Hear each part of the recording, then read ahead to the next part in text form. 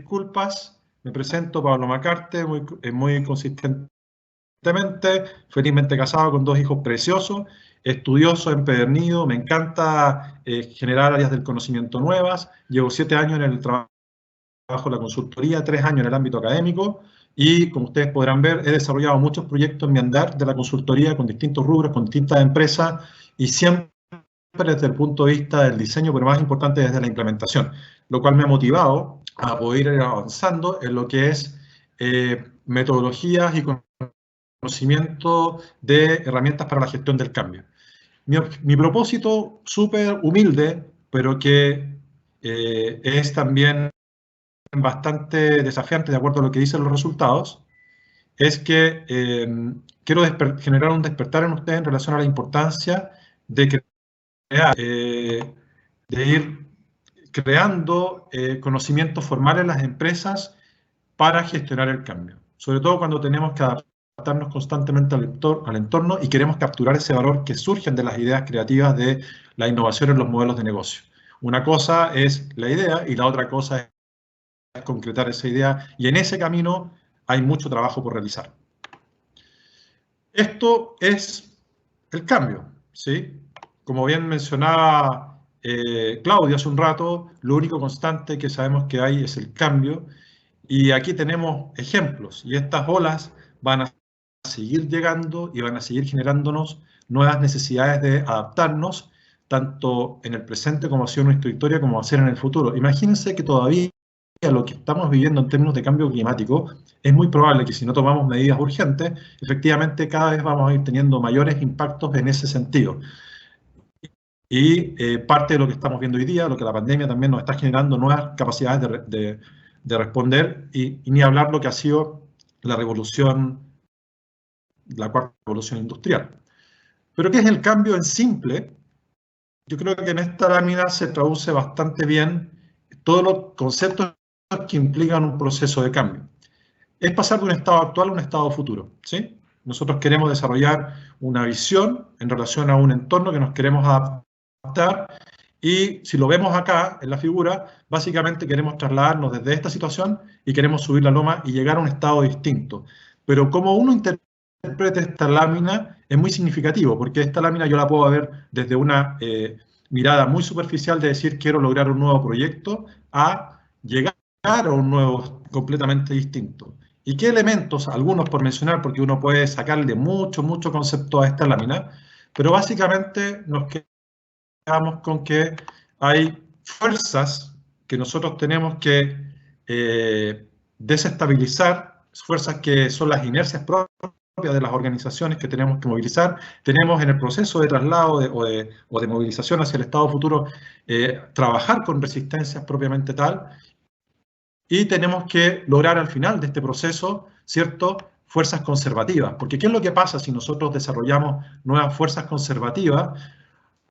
Sucede que todo ese trabajo se nos puede venir abajo. Entonces, esa es una mirada muy didáctica de cómo entender un proceso de cambio y algunas de las variables principales que hay acá.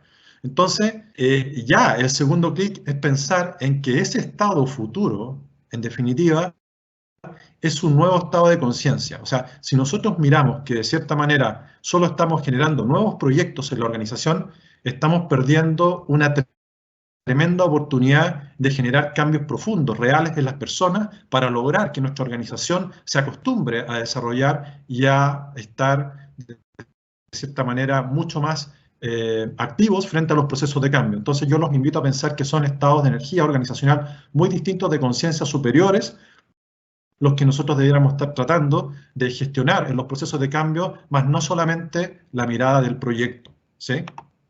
Entonces, para lograr resultados superiores, debemos primero aprender a cambiar la forma en que estamos cambiando. Esa es la invitación. Y de ahí ir hacia una forma de cambio más profesional y no tan amateur o básica como nos indican los resultados del estudio, ¿sí?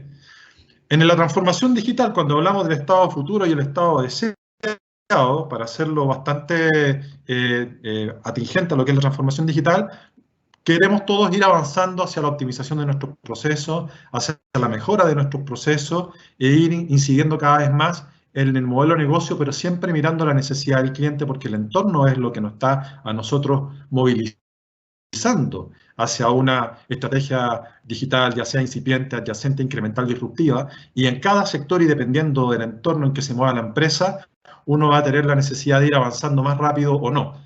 Y no necesariamente el fin último llegar a la innovación disruptiva, porque eso lo va a ir fijando de cierta manera el entorno. Sin duda que disrumpir en un mercado con un modelo de negocio y se te va bien, es muy probable que vas a generar una situación bastante favorable para tu organización en ese mercado. Entonces, ¿cuál es el ciclo estratégico del cambio? Tiene 5 preguntas principales que todos ustedes debieran empezar a reflexionar sobre ellas antes de poder iniciar un proceso, y son estos 5 por qué. ¿Ya? El por qué queremos cambiar, cuál es el sentido del cambio que nosotros queremos hacer, cuándo el sentido de urgencia del cambio, ¿sí? Hoy, por ejemplo, tenemos un sentido de urgencia tremendamente relevante. Hubo gente que se tuvo que reinventar prácticamente de un día para otro. O sea, muchos de los procesos que se están viviendo en términos de la transformación digital hoy se están acelerando de una manera completamente distinta al sentido de urgencia que está dando la pandemia a como era antes sin pandemia. Por lo tanto, hay que estar revisando estas preguntas constantemente. ¿Qué es lo que necesitamos cambiar dentro de la estrategia de mi organización? ¿Dónde necesitamos cambiar en la estrategia? Una cosa es qué, pero qué parte de la estrategia necesitamos cambiar y de cierta manera, ¿qué es lo que necesita cambiar en la estrategia? A nivel de personas, a nivel de procesos, a nivel de sistemas, cuáles son los elementos que se ven impactados, y no solamente desde la mirada interna, sino que también desde los procesos externos, desde el ecosistema externo, a quiénes van a afectar. Como bien mostraba Claudio, el ecosistema que él nos mostró era un ecosistema tremendamente complejo, con operadores del gobierno, con instituciones que estaban fuertemente arraigadas en lo antiguo. Entonces, los mismos empresas, era un ecosistema bastante completo. Por lo tanto, tenemos que saber quiénes se van a insertar en este cambio. Esto, ¿por qué es importante hacerlo? Porque este cambio que uno quiere liderar necesita que de cierta manera tenga claridad, tenga visibilidad, tenga una visión, tenga claro cuáles son los ámbitos en los cuales necesitamos cambiar, porque eso necesitamos comunicar a la organización para disminuir un montón de inquietudes que se van generando y angustias en todo este proceso de transformación, ¿ya? Si vemos, por ejemplo, acá, lo que ha ido haciendo Walmart es muy interesante, porque Walmart, a diferencia de lo que hizo Sears, ellos sí empezaron a generar un cambio muy importante en su estrategia, tomando una decisión muy relevante desde el punto de vista de su inversión. Vemos que en el 2014 el 29% de su inversión estaba destinada a e-commerce, TI, cadena de suministro, y al 2018 ya estaba con un 61%. ¿Y esto por qué? Porque necesitaban, de cierta manera, cambiar su estrategia para poder subsistir en el mundo digital y en el cambio que estaban teniendo de compra los distintos clientes, ¿cierto? Y entonces se fueron de una estrategia de líderes en costos a líderes en precios, ¿cierto? A una estrategia más relacional y de experiencia con el cliente, que es hacer todos los días más felices a los clientes. Entonces, y para eso destinaron recursos no solamente a lo que es la experiencia, ¿cierto? En tienda, cambiando su estrategia de ya no abrir más tiendas, sino que eso está disminuyendo constantemente a mejorar la experiencia del cliente desde la transformación digital y también haciendo compras importantes en lo que tiene que ver con aquellos mercados en los cuales no tienen las competencias internas para poder desarrollarlo, sino que han decidido adquirir esas competencias a través de la compra de estas empresas que están mencionadas aquí. Y todo eso ha repercutido en una valoración también de la acción que ha ido creciendo con el tiempo. Si se fijan, con la estrategia antigua venía cayendo, pero sin embargo, ya con esta estrategia nueva hemos visto un Walmart que se ha ido fortaleciendo en el tiempo y lo va a seguir haciendo porque va por la línea correcta en ese sentido, ¿cierto? Sin duda que no ha sido fácil, me consta que han trabajado mucho, he ido a presentaciones de ellos, de todo el esfuerzo que están haciendo desde el punto de vista de la gestión del cambio y se lo están tomando bastante serio.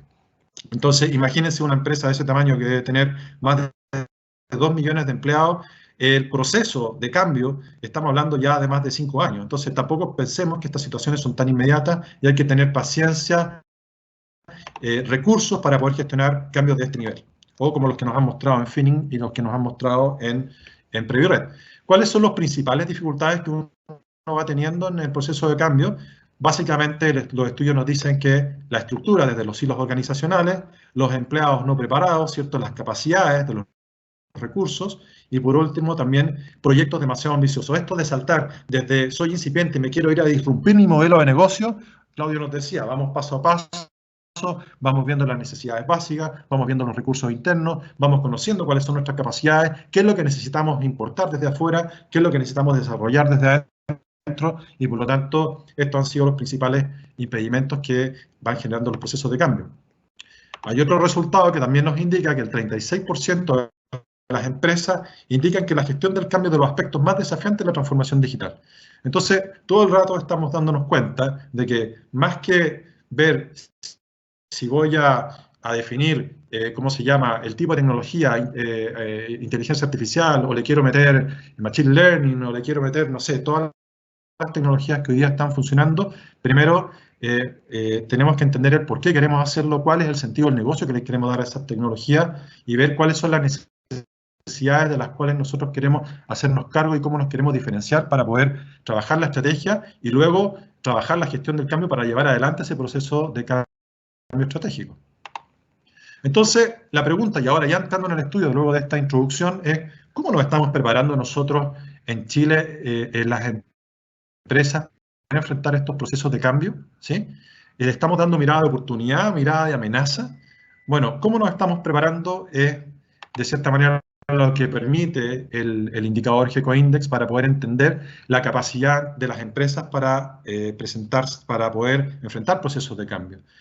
Entonces, con este estudio, nosotros queremos lograr, por un lado, concientizar sobre la contribución que hace, de valor que hace la gestión del cambio al éxito de los proyectos, conocer cuáles son las dimensiones críticas para poder hacer un buen proceso de cambio y, por último, cuáles han sido las brechas en nuestras organizaciones chilenas para mejorar las capacidades de adaptabilidad del entorno.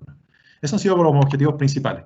¿Cuál ha sido la muestra? Si se fijan, es una muestra bien interesante porque tiene un 66% de MIPYMES y un 40% de empresas grandes, con una mayor orientación hacia organizaciones del sector servicios, seguido por lo que es educación, y respondieron cerca de 151 empresas la encuesta.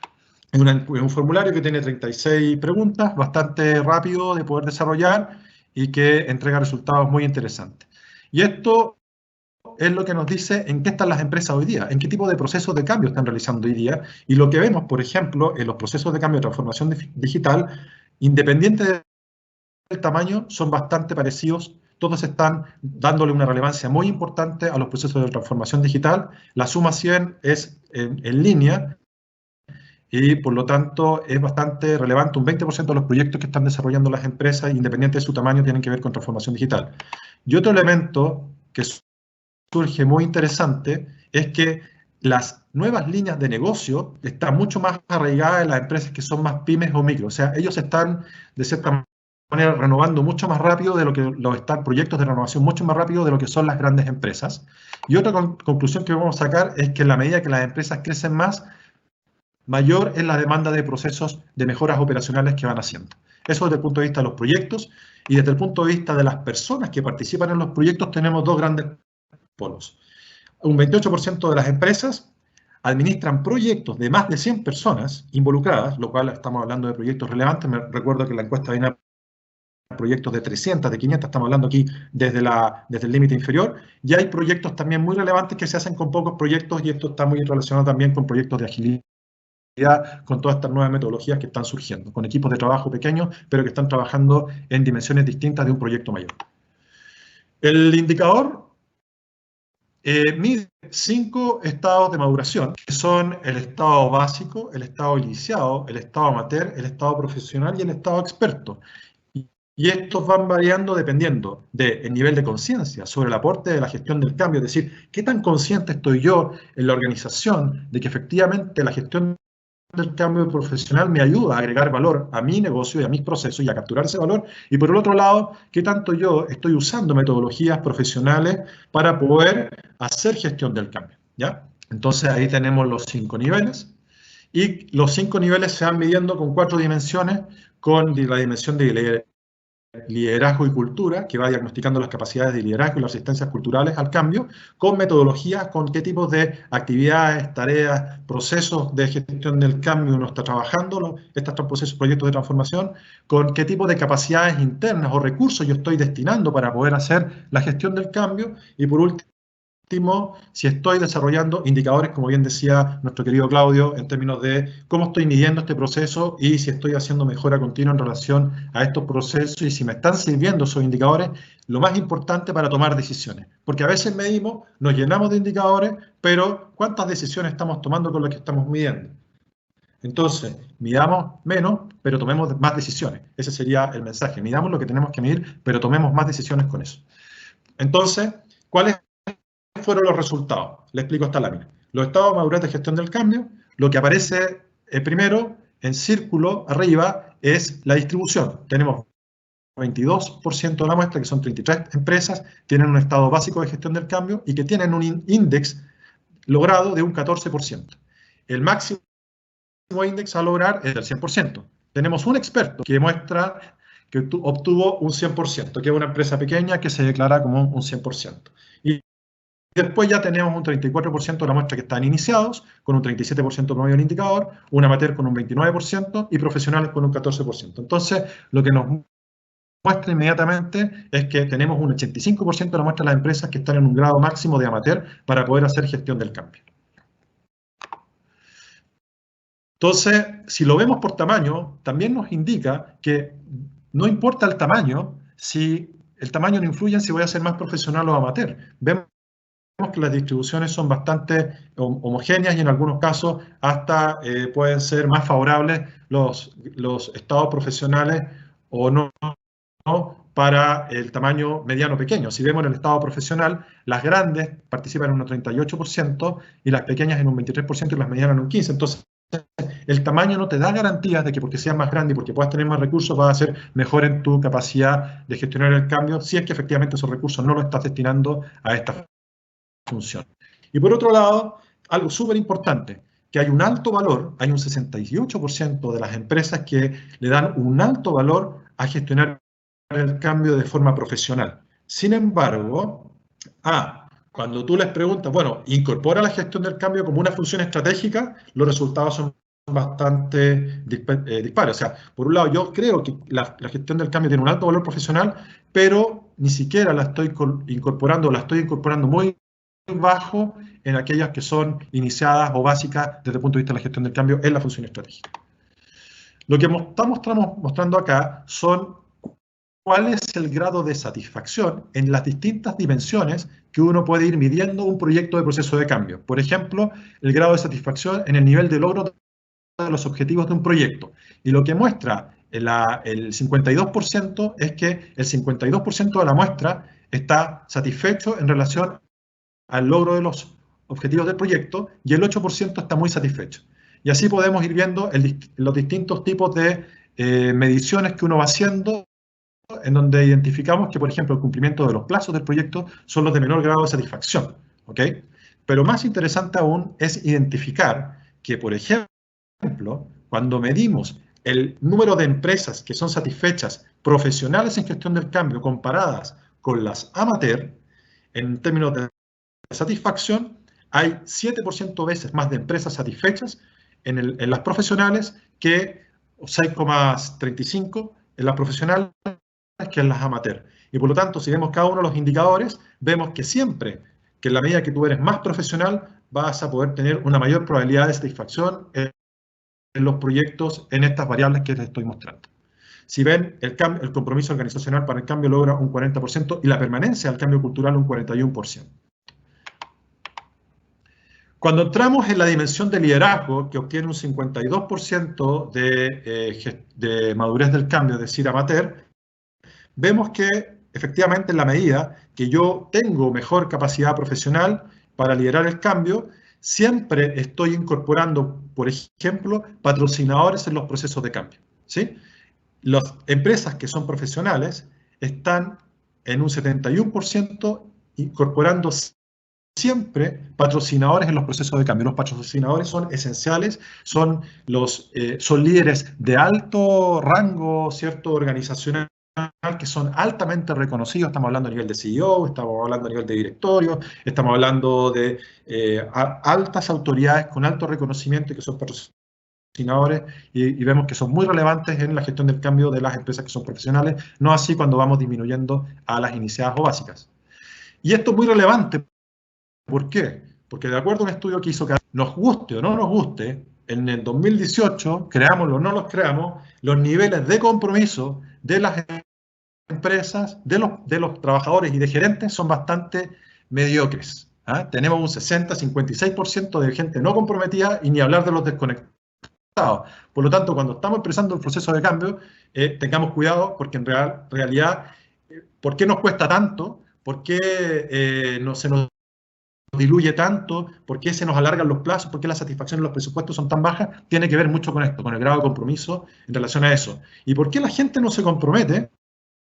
Bueno, aquí hay algo que podemos ir utilizando, hay mucha metodología al respecto, yo les estoy mostrando solamente algunas de las herramientas que hemos diseñado en nuestra metodología de gestión del cambio, que nos va indicando en este ámbito cómo uno se va predisponiendo en relación a cómo ir enfrentando el cambio. Y aquí hay que tener en consideración algo, que el cambio ocurre en 3 niveles, ya lo vamos a ver más adelante, ocurre en un nivel individual de la persona, también ocurre a nivel de los equipos y ocurre a nivel de la organización. Y en esos 3 niveles son distintas las variables que uno va midiendo. Habitualmente, las metodologías tradicionales nos hablan siempre del cambio individual y del cambio individual vamos a llegar a ese cambio de transformación global. Pero estos 3 niveles tienen variables completamente distintas que gestionar. El cambio individual es muy distinto al cambio cuando hay que hacer a nivel de equipos y es muy distinto el cambio que enfrenta una organización. ¿Ya? Lo vamos a ver un poquito más adelante. Entonces aquí tenemos el mapa emocional y el mapa cognitivo que nos va a permitir en estas variables ir identificando quiénes son, por ejemplo, promotores, visionarios, navegantes, destructores, desafiantes, incrédulos. Hay algunos otros arquetipos que por razones de tiempo no están acá, pero esta es una herramienta concreta con la cual uno puede ir trabajando el cambio individual de las personas para poder ir trabajando lo que veíamos antes, un mayor compromiso y mayor motivación. Desde el punto de vista de la metodología, que es la segunda dimensión del cambio, nosotros tenemos un GECO Index también de un 50%, que eso da un rango de iniciado, y lo que vemos acá es que el nivel de metodologías ya empieza a cambiar en relación a lo que era la participación del liderazgo. Por lo tanto, sí tenemos una brecha mayor en lo que es la tecnología, solamente un 38% de aquellos que son profesionales siempre utilizan metodologías para poder realizar procesos de gestión del cambio.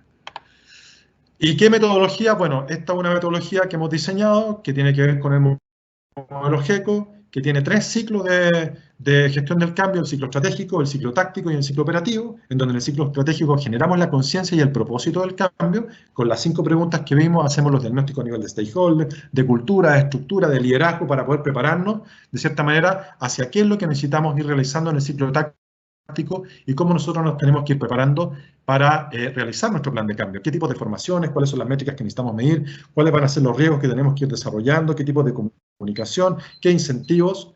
Y luego tenemos ya el ciclo operativo, en donde vamos viendo la experimentación propia del cambio, en donde van ocurriendo los aprendizajes, las mediciones, la ideación de las necesidades de iniciativas de cambio. Vamos pivoteando, vamos aprendiendo y vamos trabajando el cambio individual y el cambio en equipo. Muy rápidamente, ¿cierto? Y también desde el punto de vista de la transformación digital, porque aquí podemos entonces analizar cómo integramos, ¿cierto?, lo que es la madurez de la transformación digital de la empresa con la estrategia de transformación digital y con la madurez de la gestión del cambio propiamente tal que uno tiene. Por ejemplo, si analizamos mi empresa, que está en la burbuja roja, lo que nos está diciendo es que yo estoy hoy abordando una estrategia digital incipiente, que tengo un estado de madurez adaptador, por lo tanto sí estoy en una predisposición de adoptar nuevas metodologías para moverme hacia estrategias de digitalización más avanzadas, pero tengo una dificultad porque tengo un estado de madurez de gestión del cambio que aún está en un proceso iniciado básico. Y eso, de cierta manera, me da una idea de dónde puedo ir trabajando, preparando la organización. ¿Ok? Entonces, todos estos elementos de diagnóstico y metodología me van ayudando a mí a ir armando mi estrategia de preparación para la transformación digital y la gestión del cambio y la transformación digital. Las capacidades, ¿qué es lo que nos están diciendo? Si asignan o asignan equipos especializados para la transformación digital, perdón, para la transformación de gestión del cambio, claro, los profesionales sí asignan equipos especializados para esos procesos de cambio, es decir, destinan recursos para poder hacer transitar los procesos de cambio, no así los amateurs que bajan un 48%, es decir, aquellas empresas que no están destinando recursos están trabajando dificultosamente entre administrar el día a día y administrar el negocio futuro. Y ahí también nos encontramos con dificultades para poder avanzar en el estado futuro deseado. Por último, la mejora continua nos habla de que si están incorporando o no están incorporando indicadores de la gestión del cambio como insumos relevantes para el proceso de toma de decisiones, 67% sí lo hacen los que son profesionales, 27% sí lo hacen los que son amateurs, por lo tanto también tenemos una brecha en términos de medición de indicadores que nos van ayudando hacia la mejora continua en los procesos de cambio. Y la mirada conceptual en términos de la medición en el proceso de cambio tiene lo siguiente, que le hablaba, tenemos 3 niveles. A nivel de personas, los niveles los podemos medir a nivel de líderes, de agentes, de promotores, de usuarios, ¿cierto? A nivel de equipos, tenemos el equipo de cambio. ¿Acaso alguno de ustedes se ha medido como equipo de cambio? Siempre estamos midiendo los equipos externos, pero ¿cómo estamos nosotros midiendo el equipo de cambio? ¿Cómo estamos midiendo el rol de cada uno de los que participan en el equipo de cambio? ¿Sí? Como que a veces nos gusta mucho medir qué está pasando con los equipos ejecutores, pero no nos estamos midiendo nosotros. También tenemos que aprender a medirnos y aprender a mejorar, y nosotros también estamos en el proceso de crecimiento. No es solamente la mirada del observador experto que mira a quienes están trabajando, sino que como expertos nos remiramos también en el proceso. Y a nivel organizacional tenemos indicadores de cultura, tenemos indicadores de estructura, de procesos, de sistemas. Y tenemos que pasar de la mirada tradicional de los indicadores del logro, de resultados, que son más que nada KPIs, de procesos y de estructura, hacia una mirada más permanente, de mejora continua, ¿cierto? No discreta, y que más mirada desde OKRs y desde sostenibilidad del proceso. Es decir, tenemos que mirar también cuánto estamos aprendiendo en este proceso. No solamente cuánto estamos logrando en términos de si avanzamos con la velocidad correcta, de si se están adoptando, digamos, la nueva práctica, sino que qué aprendimos en todo este proceso, porque eso en definitiva va a quedar en la cultura de cambio. Si no somos capaces de analizar de qué manera fuimos capaces de motivarnos en el proceso, vamos a perder información tan enriquecedora para nuestros siguientes procesos que van a ir levantando nuestra cultura organizacional, y ni hablar de los aspectos de adaptabilidad. Entonces, la reflexión no solamente va con que logramos el proyecto, sino que qué transformó en nosotros como cultura, como estructura, qué aprendimos de adaptabilidad, ¿cierto?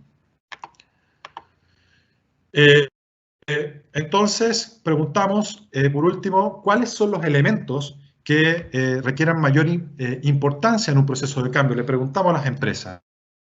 Y por lejos gana lo que es la visión, seguido el liderazgo, a continuación sigue la comunicación y la cultura. Y cuando nosotros analizamos, ¿cierto? Un framework de la transformación digital, y ya nos decía Claudio, tremendamente importante la visión. ¿Dónde queremos ir? ¿A dónde queremos estar? ¿Cuál es el liderazgo que necesitamos para avanzar hacia allá? Tremendo, crítico. Y el liderazgo no solamente visto desde el mayor líder, sino que el liderazgo visto desde todos los líderes de la organización, y cómo cada uno, líderes formales y líderes informales. ¿Cuál es la comunicación que nosotros tenemos que desempeñar? Entonces, hay muchos elementos de formación que no tienen que ver con la mirada tradicional de los temas técnicos y de procesos que sí son relevantes, pero que estos, tanto las operaciones como la estructura como los sistemas, obedecen principalmente y van a ir funcionando desde los drivers, desde la gestión del liderazgo, la comunicación y la visión, y desde lo que el cliente está necesitando, y por lo tanto tenemos en la cúspide, tenemos al cliente, lo que tenemos que estar siempre mirando la visión, pero la base tenemos que estar desde los liderazgos, la comunicación y la visión, ¿sí?